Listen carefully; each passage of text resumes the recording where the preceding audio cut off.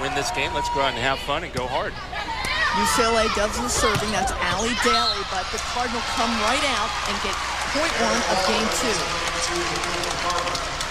And that's the kind of hitting that Waller showed off so well last night against Cal Poly, racking up 12 kills, hitting .733. She was the leading killer actually for Stanford in the final, the NCAA final last year when they lost against Nebraska. Waller. And that's an unusual play for Stanford. You won't see Waller hit out of the backcourt that often. Usually it's Barboza coming down the middle, but Waller finds the seam between the blockers for another kill. 2 in a row for her. She seems to be hitting her stride late in the season, does Erin Waller. Boy, you're not kidding. Now she earns a 3rd point in a row with a tough serve. So tough that the Bruins only got the pass and couldn't even make a play on it after that. Stanford, the Pac-10 winners, they got an automatic bid to the NCAA tournament. UCLA tied for 5th. They're an at-large bid. The Bruins were swept by the Cardinal this year. The Cardinal have come out with a vengeance in game 2. Boy, even though Kleinman puts this ball away, it starts again with Waller making the dig, helping her team in so many ways. That's really the prototypical volleyball player. I'd say she presents a different look, matches up, presents problems. Tip, point UCLA. Their first point of game 2. Good save by Sather there. The ball was really close to the net. She was able to tip it off the outside part of the outside hand of the blocker there, save it for a kill. Really, she was just trying to keep it in play. Waller out. Cassidy Lickman, the freshman, in. Fine does the serving for UCLA. Barboza. Sometimes we joke in volleyball that when you want to get a set, just make a pass badly enough that you're the only option, and that's what Barboza does here. But she still puts it away. She makes a bad pass, makes up for it with the kill in the middle. She really, that was the only place that Setter Kehoe could put the ball. Kleinman. McGraw. Dicey McGraw. Now, she didn't play in the loss to Stanford in October, and Andy Benikowski thought maybe that was a little bit of a difference maker and she could have an influence in tonight's regional final. Absolutely. That was in the middle of the Bruins' bad streak. They got into a real slump between mid-October and mid-November, lost 7 of 10 matches, and they felt like Rachel Johnson was talking about this week, they almost felt like they lost a little of their will to fight back, but got it back last weekend, especially in Clemson in the sub-regional. They say she might be the best player in the country. Feluca Akinradwo with the serve. McGraw. And that's a nice change-up by McGraw. She's known as much more of a cross-court hitter, but if she mixes that shot in about every 3rd play, it's going to be really tough to stop because nobody was there, nobody close on Stanford to make a defensive play. Barboza. Again. What a dig by Fine. That was an absolute cannon. I think that was a good call. It touched the block. But this play starts with Fine just coming in. Remember, Barboza's known for hitting that deep cross court there. Fine just putting her seat belt and helmet on, comes up with the ball. Kleinman, back row attack. They come at you from all different angles. This time it's Gerard. The veteran, she is so good at seeing the court.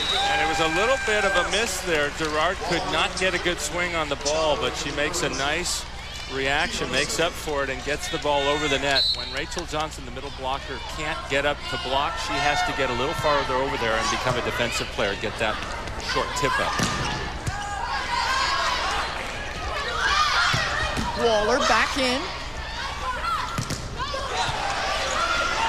Daly.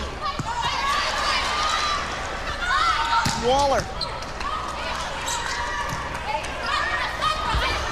Daly, nice dig. but the Cardinal can't keep it in. Great rally, great point, Bruins. And Daly's another player who didn't really take any swings this week in an effort to rest her shoulder a little, and as a result, looked stronger last night, hit almost 300. There, she takes a little pace off, finds the open spot in the middle of the court with that roll shot. Game 1 winners in this NCAA tournament have gone on to win the match 83% of the time. Remember, UCLA took Game 1. They are now 1 point behind Stanford in Game 2. Riding Sather, now she comes up with her 11th or 12th kill there. 10 in Game 1 to this game. Really doing a nice job for the Bruins, being that outlet out of the back row. Johnson with the serve. Waller. We saw Johnson with some great flat trajectory serves last night. That was another one, but 6'5" Kleinman comes up with a great pass, puts the ball right on the money. Kehoe can set the offense anywhere she wants. Look at the easy shot. Back set to Kleinman.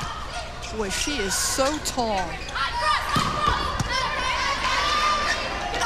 Kleinman again at 6'3". That is long. Gabby Ailes on that play did such a nice job. I don't know if you could see it, but we've got 2 different rulings by the refs. One saying it was out, the other saying it was Did you see that left foot there? Ailes, sorry to interrupt. She lifted it up because that left foot cannot be inside the 10-foot line if she's going to set overhead. Beautiful play by Ailes, and the crowd is very upset that they feel the referees missed a touch call on that hit by Kleinman that landed out of bounds. So the lead referee will hold her call and says point UCLA. So it's a 1-point game. Kleinman, you want to get the Cardinal fired up, just make that kind of call.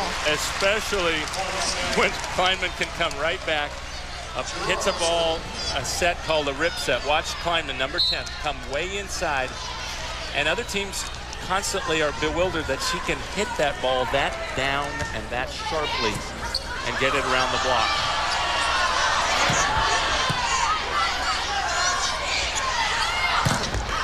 Waller, fine, nice dig. That's Spicer setting up Dicey McGraw. Spicer had a couple of rough matches in the middle of the season, coming back from that injured hand. It got bent way back on the block.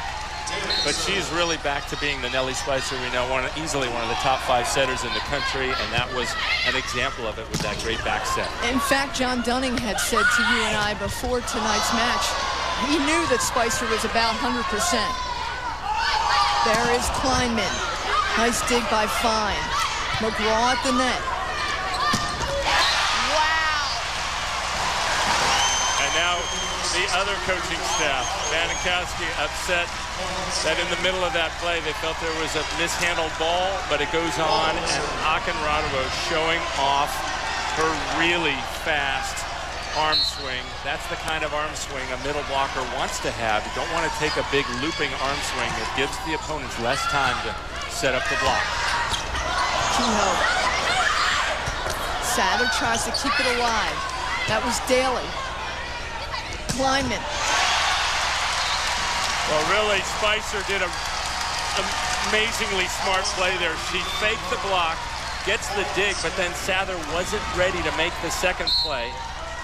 So Stanford gets the ball back and can't defend Kleinman, hitting another rip 10 feet inside that sideline. And now a 3-point lead for the Cardinal. Again, their front row attack, Katie Mills, when she is healthy, she adds a lot to the offense for the Bruins. Absolutely, 6'3" freshman, and in fact, the Bruins, Coach Jade was saying they've only been able to lure away or out-recruit 3 athletes in the 14 years she's been with the program from Stanford, and one of them will be a 6'5" middle blocker. Amanda Gill coming in to replace Rachel Johnson next year. Very happy to win anytime they can out-recruit the